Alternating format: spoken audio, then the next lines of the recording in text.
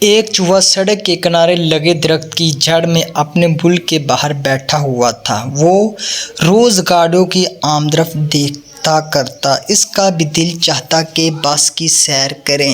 اچانک ایک بس اس کے سامنے آ کر رکی۔ اس نے دیکھا ایک عورت اور مرد بس میں سوار ہونے کے لیے آگے بڑھ رہے ہیں۔ عورت نے لمبا کوٹ پہن رکھا تھا۔ چوہے کے ذہن میں جھٹ ایک ترتیب آئی۔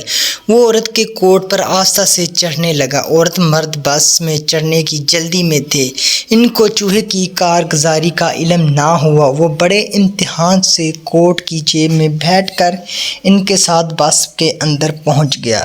ڈرائیور نے کہا، اپنا کرایہ اس صندوقچے میں ڈال دیں۔ چوہے نے دیکھا کہ پہلے مرد نے پھر عورت نے کچھ پیسے صندوقچے میں ڈال دیے۔ وہ سوچنے لگا کہ یہ کرایہ کیا بلا ہے۔ چوہا ڈرائیور کے پاؤں کے پاس جا کے کھڑا اور کئی دفعہ کوشش کی کہ اس سے کچھ کہہ سکے۔ اس نے ڈرائیور کو اپنی طرف متوجہ بھی کیا، لیکن وہ بس چلاتا رہا۔ چوہے نے سوچا کہ سنتا ہی نہیں کیوں نہ ہو، اس کی ٹانگوں کے اوپر چڑھ کے گھٹنے پھر میری بات سنے گا۔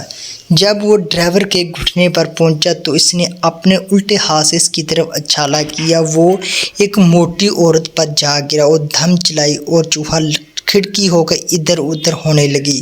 چوہا جھٹ بھاگ کر نشتوں کے نیچے جا چھپا، لیکن عورت میں ہلچل مچ گئی، مگر وہ ایسی جگہ چھپ بیٹھا کہ اس پر کسی کی نظر نہ پڑ سکی۔ جب سب لوگ بیٹھ گئے تو اس نے اطمینان کا سانس لیا۔ ڈرائیور نے بس چلا دی، ادھر ادھر چھلانگ باہر پھینکنے کی کوشش کی۔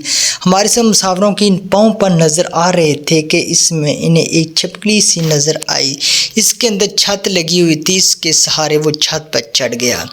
چھت پر بیٹھ کر چوہے کو باہر کی ہر چیز دکھائی دینے لگی۔ دفعہ ایک موڑ پر مڑی جس سے دھچکا لگا۔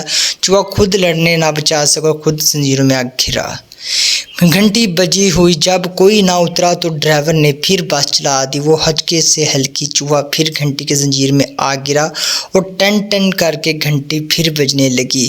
چوہے نے سوچا شاید ڈرائیور نے مجھے پریشان کرنے کے لیے گھنٹی بجا رہا ہے۔ ڈرائیور نے اگلے موڑ میں چوہے کے اترنے کا انتظار کیا، بس چلا دی۔ اچانک چوہے کے کان کے پیچھے خارش سی ہونے لگی، اس کے کھمبے میں ایک لگی۔ اس نے آواز اٹھائی اور خیال کیا کہ یہ بھی عجیب بس ہے۔ ڈرائیور نے پھر موڑ پر بس روکی، لیکن کوئی نہ اترا۔ چوہا دل میں کہنے لگا، بڑی سست رفتار بس، اس سے زیادہ تو میں ہی پیدل چل سکتا ہوں۔ سڑک سے نیچے اترا اور آیا اور پیچھے دروازے سے چھلانگ لگا کر باہر نکل آیا۔